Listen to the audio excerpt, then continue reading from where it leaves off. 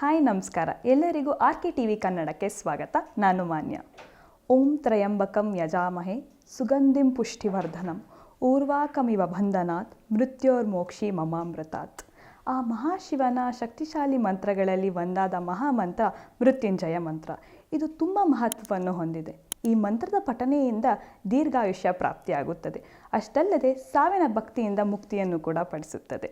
ದುಷ್ಟಶಕ್ತಿಗಳಿಂದ ಈ ಮಂತ್ರವು ನಮ್ಮನ್ನು ರಕ್ಷಾ ಕವಚದಂತೆ ಕಾಪಾಡುತ್ತದೆ. ಅಷ್ಟಲ್ಲದೆ ಪೂಜಾ ವಿಧಿಗಳು ಹಾಗೂ ಮಹಾಶಿವರಾತ್ರಿ ದಿನದಂದು ಈ ಮಂತ್ರದ ಪಠನೆ ಮಾಡುವುದರಿಂದ ನಮ್ಮ ಸ್ವಗೃಹದಲ್ಲಿ ಉಂಟಾಗುವ ಎಲ್ಲ ವಾಸ್ತುದೋಷಗಳ ನಿವಾರಣೆ ಕೂಡ ಆಗುತ್ತದೆ. ಈ ಮಂತ್ರವು ತುಂಬ ಅರ್ಥಗರ್ಭಿತವಾದಂಥದ್ದು. ಅಷ್ಟಲ್ಲದೆ ಈ ಮಂತ್ರದ ಅರ್ಥ ಹೀಗಿದೆ: ತ್ರಯಂಬಕಂ. ಇದರ ಅರ್ಥ 3 ಕಣ್ಣುಗಳುಳ್ಳ ಶಿವನ 3ನೇ ಕಣ್ಣು ಆತನ 2 ಹುಬ್ಬುಗಳ ನಡುವೆ ಇದೆ. ಅದರ ಅರ್ಥ ಬುದ್ಧಿವಂತಿಕೆ ಮತ್ತು ಅಂತರ್ಪ್ರಜ್ಞೆಯಿಂದ ಕೂಡಿದೆ ಎಂದು. ಅದೇ ರೀತಿ ಮಾನವ ತನ್ನ ಆತ್ಮಸಾಕ್ಷಿಯ ದೃಷ್ಟಿಯಿಂದ ನೋಡಿದಾಗ ಅವನ ಅನುಭವವೇ ಬೇರೆಯಾಗಿರುತ್ತದೆ. ನಮ್ಮ ಆತ್ಮಸಾಕ್ಷಿ ಜಾಗೃತಿಗೊಂಡರೆ 3ನೇ ಕಣ್ಣು ನಮ್ಮಲ್ಲಿ ಕೂಡ ಕ್ರಿಯಾಶೀಲವಾಗುತ್ತದೆ. ಯಜಾಮಹೆ. ಪಾರಾಯಣ ಮತ್ತು ಜಪ ಮಾಡುವಾಗ ದೇವರಲ್ಲಿ ಎಷ್ಟು ಶುದ್ಧ ಭಕ್ತಿಯನ್ನು ಇಟ್ಟುಕೊಂಡಿರುತ್ತೀವೋ ಅದರ ಪರಿಣಾಮ ಅಷ್ಟೇ ಹೆಚ್ಚು. ದೇವರಲ್ಲಿ ಗೌರವ ಮತ್ತು ನಂಬಿಕೆ ಇದ್ದಾಗಲೇ ಪ್ರಕೃತಿಯನ್ನು ನೋಡುವ ಮನೋಭಾವ ಬದಲಾಗುತ್ತದೆ ಹಾಗೂ ಪ್ರಾರಂಭವಾಗುತ್ತದೆ. ನಂತರ ದೈವಿಕ ಅನುಗ್ರಹವೂ ಕೂಡ ದೊರೆಯುತ್ತದೆ. ಸುಗಂಧಿಂ. ಸುಗಂಧ ಸಮೂಹ ಮಂಗಳಕರವಾದವನ ಹೆಸರೇ ಶಿವ. ಅವನ ಶಕ್ತಿಯನ್ನು ಇಲ್ಲಿ ಪರಿಮಳ ಎಂದು ಕರೆಯಲಾಗುತ್ತದೆ. ಪುಷ್ಟಿವರ್ಧನಂ. ಆಧ್ಯಾತ್ಮಿಕ ಪೋಷಣೆ ಮತ್ತು ಬೆಳವಣಿಗೆಯ ಕಡೆಗೆ ಹೆಚ್ಚಿನ ಸ್ಥಿತಿ ಜೀವಿಸಿದಾಗ ಆಧ್ಯಾತ್ಮಿಕ ಬೆಳವಣಿಗೆ ಹೆಚ್ಚಾಗುತ್ತದೆ. ಈ ಜಗತ್ತಿನಲ್ಲಿ ಅಹಂಕಾರ, ದ್ವೇಷ ಇತ್ಯಾದಿ ಕೆಸರಿನ ತರಹ.